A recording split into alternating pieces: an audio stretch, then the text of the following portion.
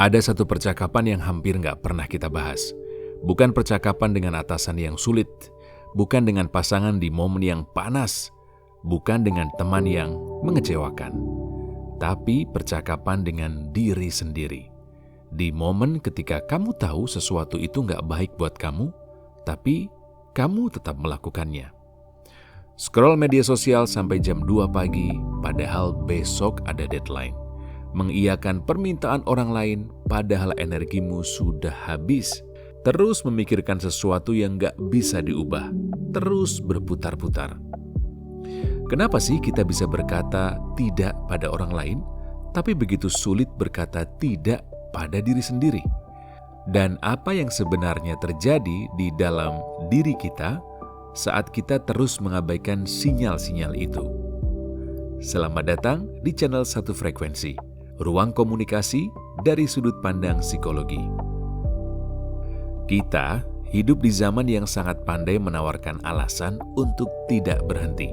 Selalu ada satu episode lagi, satu notifikasi lagi, satu konten lagi, satu hal kecil lagi yang perlu diselesaikan sebelum istirahat, dan lain-lain. Dan otak kita yang setia mengikuti kemanapun kita pergi ini, ikut larut tanpa sempat bertanya, apakah ini benar-benar yang aku butuhkan? Kita sangat baik dalam memenuhi permintaan dari luar, tapi kita sering gagal mendengar permintaan dari dalam. Dan kegagalan itu pelan-pelan menguras sesuatu yang jauh lebih penting dari sekedar energi fisik. Dalam psikologi ada yang disebut dengan ego depletion, sebuah kondisi di mana kapasitas seseorang untuk mengatur dirinya sendiri semakin melemah seiring waktu. Roy Baumeister, seorang psikolog yang menghabiskan puluhan tahun meneliti pengendalian diri, menemukan bahwa kapasitas kita untuk mengatur diri itu bekerja seperti otot. Bisa dilatih dan punya memori. Tapi namanya otot, kalau dipakai angkat beban terus-menerus, pasti bakalan lelah atau fatigue. Dan saat otot otak kita lelah, dampaknya masuk ke dalam area yang paling privat dalam hidupmu, yaitu cara kamu berkomunikasi. Penelitian kolaboratif antara Baumeister dan tim dari Universitas Tokyo menemukan hal yang krusial. Ketika individu secara konsisten mengabaikan kebutuhan pemulihan dirinya, baik fisik maupun emosional, kualitas komunikasinya menurun drastis karena beban berat itu.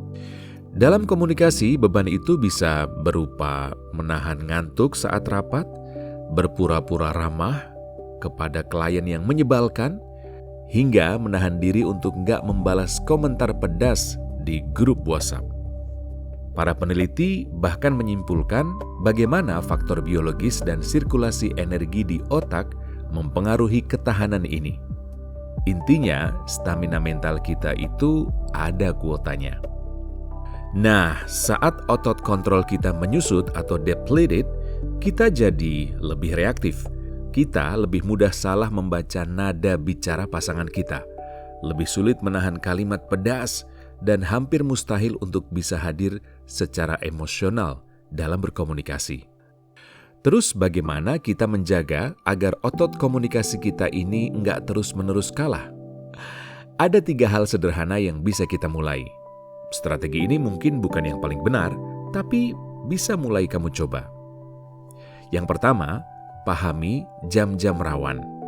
Jangan paksakan diskusi berat soal masa depan atau anggaran rumah tangga di jam 9 malam ketika kebanyakan energi manusia sudah ada di titik nadir. Sadari bahwa kontrol diri Anda sedang lemah jam-jam itu. Yang kedua, lakukan ritual recharging. Penelitian menunjukkan bahwa istirahat sejenak atau bahkan asupan glukosa ringan bisa membantu memulihkan energi otak kita. Sebelum masuk kepada percakapan yang sangat penting, pastikan perut nggak kosong dan pikiran nggak sedang semrawut. Dan yang ketiga, gunakan template komunikasi. Misalnya, saat kamu lelah, otak sulit merangkai kata. Maka daripada meledak, gunakan kalimat template seperti, "Saya pengen banget dengerin ini, tapi kayaknya energi saya sedang habis nih. Bisa nggak kita bahas besok pagi? Biar saya bisa ngasih respon yang lebih baik." Gitu kira-kira. Komunikasi yang efektif membutuhkan dua komponen mahal, empati dan filter. Empati membutuhkan energi untuk memahami posisi orang lain. Filter membutuhkan energi untuk menyaring kata-kata kasar agar enggak meluncur bebas. Ketika ego depletion terjadi, penjaga di otak kita sedang tidur siang. Akibatnya, kita sering kehilangan kemampuan untuk berkomunikasi secara asertif dan malah jatuh ke perilaku agresif atau pasif agresif. Kesimpulannya begini, menjadi komunikator yang baik bukan cuma soal teknik bicara, tapi soal manajemen energi. Jangan biarkan otot sabar Anda putus hanya karena Anda lupa memberi waktu bagi diri sendiri untuk jeda dan bernapas. Menjaga diri sendiri, kata para peneliti, bukan sebuah kemewahan. Ini adalah pondasi agar kita tetap punya energi untuk terhubung dengan orang lain secara bermakna. Tapi aku ingin masuk lebih dari sekedar soal kelelahan. Berkata tidak pada diri sendiri bukan hanya soal istirahat. Ini tentang sesuatu yang lebih halus. Sebuah studi panjang dari Harvard University menemukan fakta bahwa pikiran yang mengembara atau wandering mind terjadi hampir separuh dari waktu kita terjaga. Dan itu berhubungan langsung dengan penurunan kualitas hubungan. Bukan karena kita nggak peduli, tapi karena kita nggak pernah belajar untuk hadir. Penelitian lain dari Seoul National University menambahkan, kemampuan untuk mengatur perhatian secara sadar, yaitu memilih kemana pikiran diarahkan, adalah keterampilan komunikasi yang paling besar dampaknya, namun paling jarang diajarkan. Berkata tidak pada diri sendiri adalah bentuk paling jujur dan menghormati dirimu sendiri.